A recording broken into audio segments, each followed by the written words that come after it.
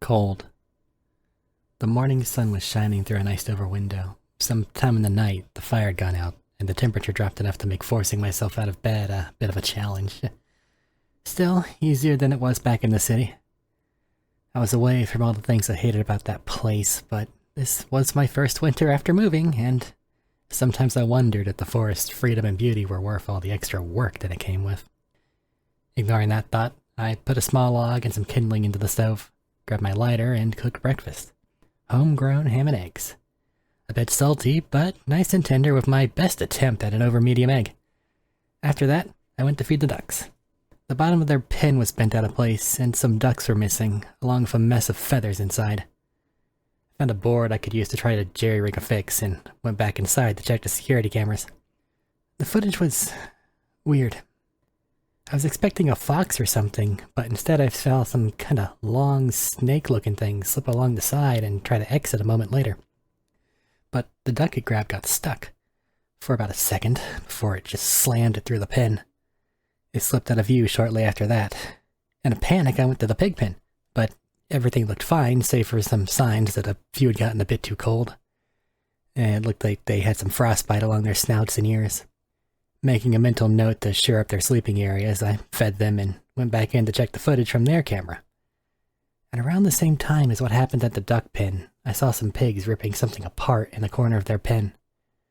I went back out to double-check the corner and found something half buried in the muddy soil. Small, hard, and wooden, but in the shape of a bird's talon. I took it inside to get a better look. The cook stove had done its job and was helping disperse the stress of the day. Sure, something weird was going on, but I could be warm while I figured things out at least. I cleaned off some of the letters cluttering my desk and examined the thing I'd found. Brown and green, bark-like throughout, and the spot where it was broken off had a few splinters that I was outright paranoid of, but it looked like something an eccentric might put on the top of a cane, like those ones that like to clutch orbs. I dismissed the idea of an eccentric invisible man getting surprised by a bunch of pigs. Found an old pickle jar and tossed the thing in there before heading outside to properly fix the duck pen and lug some concrete blocks over to dissuade whatever it was from trying again. I figured it wasn't a great solution, but if the pigs already took care of it, then I could just move them tomorrow. When I went back in, I felt a shiver travel up my spine. On edge, I looked around the room. The pickle jar had fallen from the desk and was rolled against the nearby wall. The label was toward me so I couldn't see inside, but the jar looked like it was still in one piece, so I rolled it over. The talon was inside, but it was different. It turned a pale red, looked almost soft, and where before there were splinters, there were now injured-looking red strands, trailing limply behind it. It was curled up around itself and was quivering weakly. I don't know what possessed me to do so, but I picked up the jar. As I touched it, it was freezing cold, and the thing inside was limply rolling with the jar, but still rhythmically quivering. Feeling strangely sorry for it, I grabbed a fork from the kitchen and poked a few holes in the lid to let in some air. A little time after that, I saw it gradually shift color, going from pale red to a light tan, with the strands turning a dark brown. I then saw it balance itself on its talons, which lightly clinked against the glass before it tossed itself against the side of the jar. I caught it before it fell and placed it firmly upside down against the desk. It struggled against the jar, but eventually I saw its color shift again to that pale red, and it collapsed shortly after. I noticed a layer of frost beginning to appear on the inside of the jar, though, seemingly spreading from the creature. I also noticed I could no longer feel the palm of my hand I was using to hold the jar in place. I started to lift it and found it was stuck to the jar. Panic gripped me as I tugged against it with my other hand, finding the places I grabbed cold and unresponsive. I ran to the sink and started to pour water over it, only realizing after feeling restored in my hand that one of the holes was gouged through and the creature was missing. I looked around, dreading where it could be, and saw movement above the stove. There, clenched onto the stovetop, tendrils swaying lightly, was the talon. Its color had shifted again, to a deep orange cut through with pink, flower-like splotches. Strangely captivating. Almost beautiful, but something inside of me was screaming. I carefully walked over to where my rifle was and took a shot. In an instant, the creature exploded into a mist, and the temperature inside dropped 10 degrees. Sitting heavily in a nearby chair, I tried to make sense of what I'd just gone through when I saw movement outside the window and heard squealing. The window was too fogged up to see through. So I went outside, rifle in hand. I turned the corner of the house and saw one of the pigs. 4 long tendrils latched onto it, being dragged into the woods. I ran back inside and grabbed my car keys, fired at the truck, and left. I was maybe a half-mile out before I heard rumbling from somewhere in the woods, and felt the truck shift violently as the engine was impaled by what I can only describe as a giant mass of talons. I froze as I felt myself being dragged along with the truck off the path into the woods. It slammed against a tree, the windshield shattered, and I smashed my head against the dashboard. My vision went fuzzy, and I fell to the floor as I felt the vehicle begin to crush against things, all the while it was being dragged towards something. After my vision returned, I looked around and realized that the truck and I were in some kind of cave. The only lights were the sparks the truck made as it was dragged through. Finally, I felt it slow down and was able to make out the sound of movement all around me. Hard materials rasping against each other in a cacophony above the noise of screeching metal against stone. Suddenly the motion came to a halt, and I heard metal crunching in front of me before the cabin and I dropped to the floor. For a moment I lay frozen with terror before I felt a sharp pain in my leg. After a moment my leg felt like it was frozen solid, and I could feel myself being dragged out through the shattered windshield, clutching desperately for something, anything to grab onto. All I managed to keep hold of was my spare jacket. As I slammed against the ground where the ruined engine compartment was, I felt myself being dragged along the frozen floor and desperately tried to save myself from these things. I struggled in vain as I felt myself being dragged upwards and upside down against a mass of moving scales and claws. I screamed out, but it was a small, choked thing, and they were all around me. I felt small pinches all over me and felt myself freezing. Warmth itself felt like it was leaving my body, stolen by these desperate, greedy creatures. After a moment, I couldn't really feel anything anymore. Some light impacts from the creatures and the pain in my head from being suspended were all that remained of me. I could feel myself drifting off to sleep, strangely serenaded by the rasp of scales and my own heartbeat.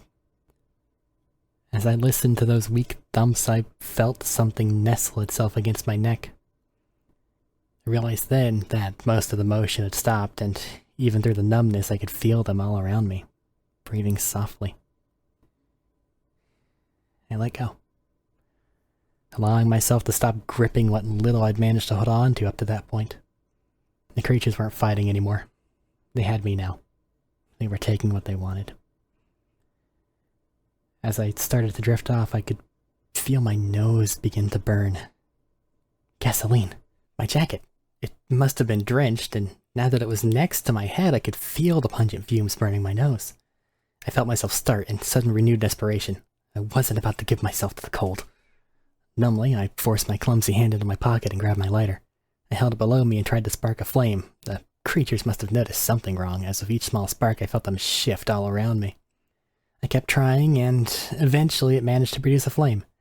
In a heartbeat, though, I could see one of the creatures, its bark-like body lunging toward the light.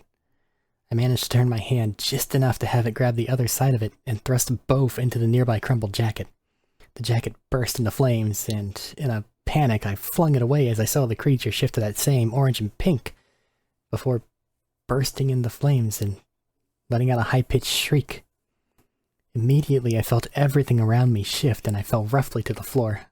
Looking around, I saw them chase the flames before themselves being consumed by them. In the chaos, one must have ran over to the truck, which I saw was blazing away as I struggled to my feet. Nothing was working the way it was supposed to, and I kept slipping on the ice, but they were ignoring me now, chasing after the blazing ones and throwing themselves to the fire. I can't say how I managed it, but I found myself on my feet and staggering past the truck. I gave one look back to the massive creatures, each one varying in color from dull to vibrant, desperately seeking heat, only to burn up in the flames. I continued down the pathway and hoped to God I could find daylight as their screams echoed all around me. I eventually managed to make it outside and to a road where I walked toward town, terrified the entire time I'd feel a chill and one of those things would find me. I tried to get a ride from the rare passerby, but I can't really blame them for not stopping. That night was cold. So much more than I thought it could be, but I limped into town and found a bar that hadn't locked its doors yet. The inside was warm, but the biting cold wouldn't go away. The barkeep let me use their phone, and I got into contact with one of my friends I knew I could count on. I sat and shivered there for what felt like forever, until I must have passed out. When I woke back up, my friend was there. I thanked the barkeep profusely, got in my friend's car and cranked the heat. I could see them sweating, but I could barely feel it, like I'd simply forgotten how to be warm. On the way to their house, I tried to explain what had happened. Listening to it sounded insane, and I can only imagine what they thought was really going on. As we reached their house, they helped me out of the car. I could feel their warmth. It's the only warmth I've felt since that morning. They set up a space heater, and I went to bed on their couch. The heater helped, but the cold never really went away. It's been some time now. I couldn't bring myself to sell the old property or even return to it. I didn't want to put anyone in danger in case there might be more of those things. Additionally, no one believes my story, and I refuse to try to find that cave for proof. The cold hasn't gone away, though. I feel it with me, constantly, with the only breaks being when I touch something that'll burn me or have contact with another living being. Everyone just assumes I have bad circulation or something, and I laugh it off, but I understand those creatures more and more each passing day. And I'm getting tired of the cold.